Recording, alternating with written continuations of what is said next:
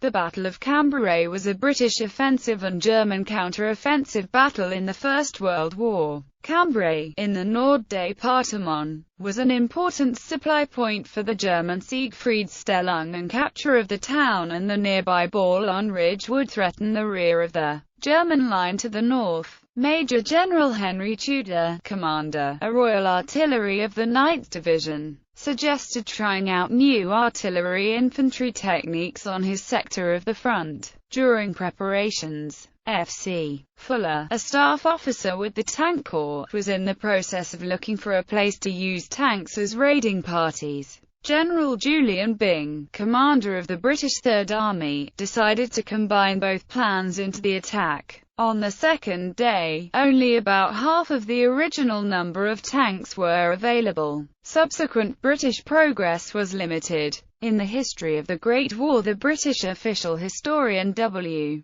Miles and modern scholars do not place exclusive credit for the first day on tanks but discuss the concurrent evolution of artillery, infantry and tank methods. Numerous developments since 1915 matured at Cambrai, such as predicted artillery fire, sound ranging, infantry infiltration tactics, infantry-tank coordination and close air support.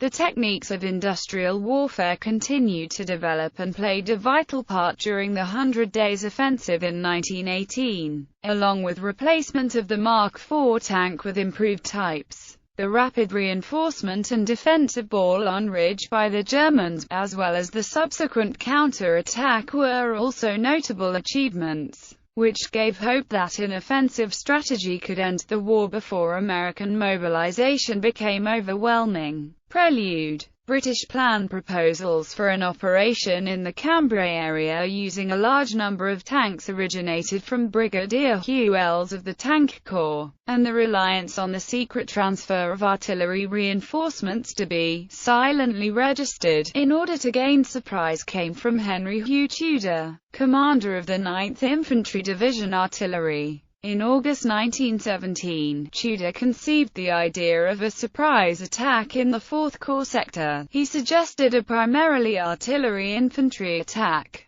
which would be supported by a small number of tanks, to secure a breakthrough of the German Hindenburg Line. The German defences were formidable. Cambrai, having been a quiet stretch of front thus far, enabled the Germans to fortify their lines in depth, and the British were aware of this. Tudor's plan sought to test new methods in combined arms, with emphasis on combined artillery and infantry techniques, and see how effective they were against strong German fortifications. Tudor advocated using the new sound ranging and silent registration of guns to achieve instant suppression fire and surprise. He also wanted to use tanks to clear paths through the deep barbed wire obstacles in front of German positions, while supporting the tank force with the No. 106 shell fuse, designed to explode high-explosive ammunition without cratering the ground to supplement the armor. Battle. Third Army. The battle began at dawn, approximately 600 on the 20th of November, with a predicted bombardment by 1,003 guns on German defenses,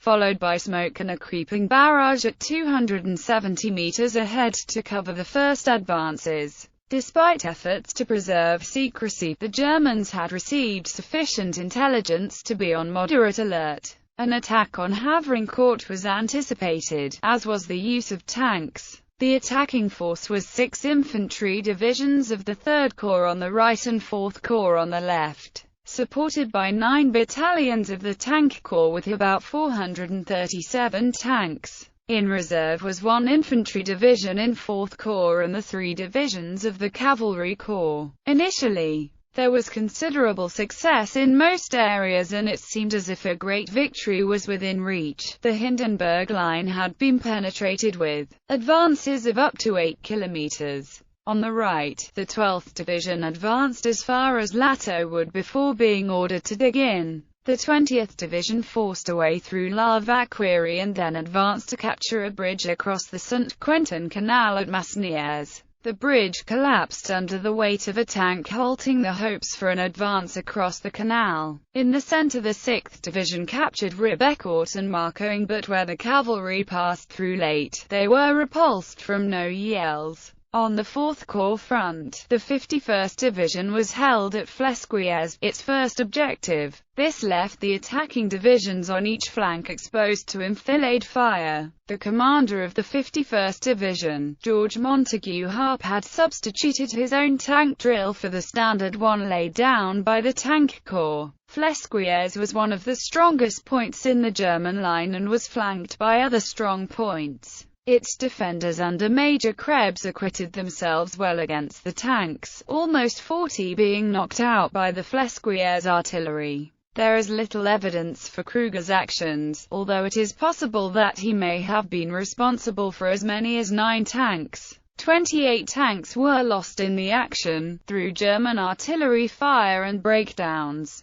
Haig concluded that skirmishing infantry was needed to bring the artillery crews under small arms fire to allow the tanks to operate. The common explanation of the mythical German officer ignored the fact that the British tanks were faced with the German 54th Division, which had specialized training in anti-tank tactics and experience against French tanks in the Nivelle offensive. The Germans abandoned Flesquières during the night. To the west of Flesquières, the 62nd Division swept all the way through Havrincourt and Graincourt to within reach of the woods on Bourlon Ridge and on the British left. The 36th Division reached the Bapaume-Cambrai road. Of the tanks, 180 were out of action after the first day, although only 65 had been destroyed. Of the other casualties, 71 had suffered mechanical failure and 43 had ditched. The British lost c. 4,000 casualties and took 4,200 prisoners, a casualty rate half that of 3rd Ypres, in a greater advance in 6 hours than in 3 months at Flanders, but the British had failed to reach Bourlon Ridge. The German command was quick to send reinforcements and was relieved that the British did not manage fully to exploit their early gains. When the battle was renewed on the 21st of November, the pace of British advance was greatly slowed. Flesquières, that had been abandoned, and Cantaring were captured in the very early morning, but in general the British took to consolidating their gains rather than expanding. The efforts of 3rd Corps were officially halted and attention was turned to 4th Corps. The effort was aimed at Bourlon Ridge. Fighting was fierce around Bourlon and at Anneux was costly. German counter-attacks squeezed the British out of movers on the 21st of November and Fontaine on the 22nd of November, when Anneux was taken. The 62nd Division found themselves unable to enter Bourlon Wood. The British were left exposed in a salient. Haig still wanted Bourlon Ridge, and the exhausted 62nd Division was replaced by the 40th Division on the 23rd of November, supported by almost 100 tanks and 430 guns. The 40th Division attacked into the woods of Bourlon Ridge on the morning of the 23rd of November and made little progress. The Germans had put 2 divisions of Gruppe-Arras on the ridge with another 2 in reserve, and Gruppe-Caudry was reinforced. The 40th Division attack reached the crest of the ridge but were held there and suffered more than 4,000 casualties in 3 days. More British troops were pushed in to move beyond the woods, but the British reserves were rapidly depleted and more German reinforcements were arriving. The final British effort was on the 27th of November by the 62nd Division aided by 30 tanks. Early success was soon reversed by a German counter-attack. The British now held a salient roughly 11 kilometers times 9.5 kilometers with its front along the crest of the ridge. On the 28th of November, the offensive was stopped and the British troops were ordered to lay wire and dig in. The Germans were quick to concentrate their artillery on the new British positions. On the 28th of November, more than 16,000 shells were fired into the Wood German Second Army as the British took the ridge. The Germans began reinforcing the area. As early as the 23rd of November, the German command felt that a British breakthrough would not occur and began to consider a counter-offensive. 20 divisions were arrayed in the Cambrai area. The Germans intended to retake the Bourlon salient and also to attack around Havrincourt, while diversionary attacks would hold Fourth Corps. It was hoped to at least reach the old positions on the Hindenburg Line. The Germans intended to employ the new tactics of a short, intense period of shelling followed by a rapid assault using hot-air infiltration tactics, leading elements attacking in groups rather than waves and bypassing strong opposition. For the initial assault at Bourlon, 3 divisions of Gruppe under Otto von Moser were assigned. On the eastern flank of the British salient, Gruppe Caudry attacked from Bantusal to Rumilly and aimed for Marcoing.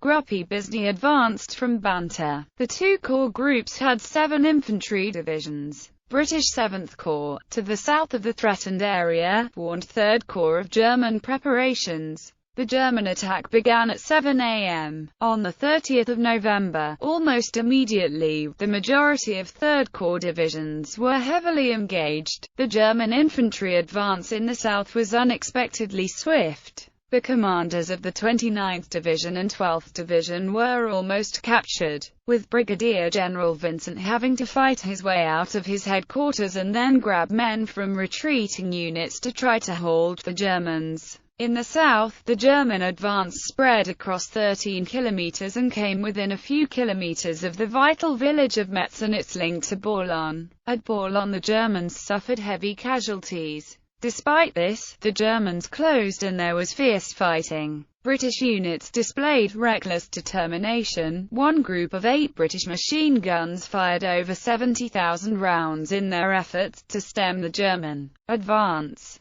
The concentration of British effort to hold the ridge was impressive but allowed the German advance elsewhere greater opportunity. Only counter-attacks by the Guards Division, the arrival of British tanks and the fall of night allowed the line to be held. By the following day, the impetus of the German advance was lost, but pressure on the 3rd of December led to the German capture of La Vacquerie and a British withdrawal on the east bank of the St. Quentin Canal. The Germans had reached a line looping from Quentin Ridge to near Marcoing. The German capture of Bonavis Ridge made the British hold on Bourlon precarious. On the 3rd of December, Haig ordered a partial retreat from the North Salient, and by the 7th of December, the British gains were abandoned except for a portion of the Hindenburg Line around Havrincourt, Ribecourt and Flesquières. The Germans had exchanged this territorial loss for a slightly smaller sector to the south of Welsh Ridge. Aftermath analysis. The first-day success was greeted in Britain by the ringing of church bells. The massed use of tanks, despite being a further increase on previous deployments,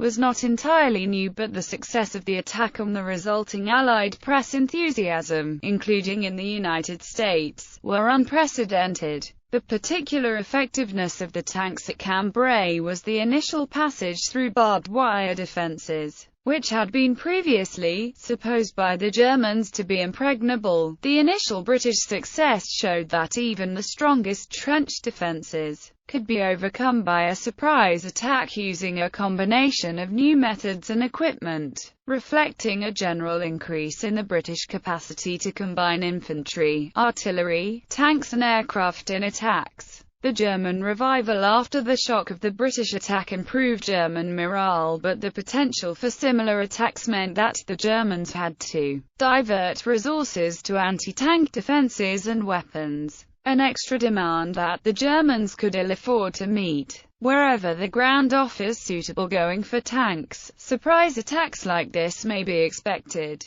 That being the case, there can be no more mention, therefore, of quiet fronts. Crown Prince Ruprecht. The German counter-attack confirmed the effectiveness of artillery, trench mortars, and evolving stormtrooper tactics, adopted from a pattern introduced by General Hutier against the Russians. From the German perspective, questions arose regarding battlefield logistics much forward of the railhead infrastructure, as well as the offensive suitability of the MG-08 machine gun. By the end of the battle, gains and losses by the opposing forces were largely proportionate, the British having advanced modestly in the north and the Germans in the south. British disquiet concerning the German counter-offensive gains led to several investigations, including convening a court of enquiry. Casualties. Sheldon wrote that both sides had c. 40,000 casualties and questioned the British official history figure of c.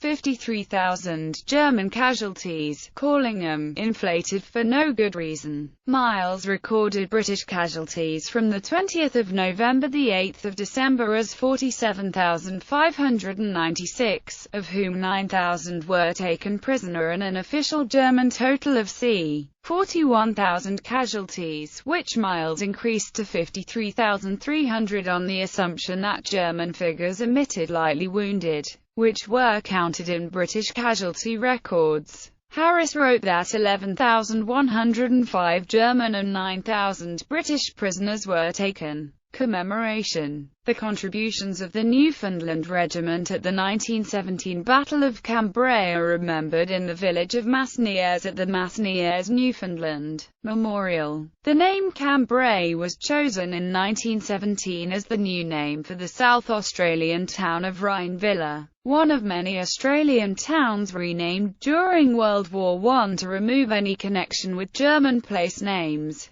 Bibliography. Hammond. Cambrai 1917. The Myth of the First Great Tank Battle. London. Orion. ISBN 978-0-7538-2605-8. Harris, P. Men, Ideas and Tanks. British Military Thought and Armoured Forces, 1903–1939. Manchester. Manchester University Press. ISBN 0-7190-4814-1. Harris, P. 2008. Douglas Haig and the First World War. Cambridge. Cambridge University Press. ISBN 978-0-521-89802-7. Miles. 1991. Military Operations France and Belgium 1917. The Battle of Cambrai. History of the Great War based on official documents by direction of the Historical Section of the Committee of Imperial Defense 3. HMSO. ISBN 0-89839-162-8. Nicholson. W.L. 1964. The Fighting Newfoundlander. A History of the Royal Newfoundland Regiment. Montreal. McGill Queen's University Press. ISBN 0-7735-3133-5. Rogers, D. ed. Landraces to Cambrai. Case Studies of German Offensive and Defensive Operations on the Western Front 1914–17. Soley Hull. Helion. ISBN 978-1-906033-76-7. Sheffield, G. Bourne. Douglas Haig. War Diaries and Letters 1914–1918. Weidenfeld and Nicholson. ISBN 0-297-84702-3. Sheldon. The German Army at Cambrai. Barnsley. Pen and Sword. ISBN 9781844159444-4.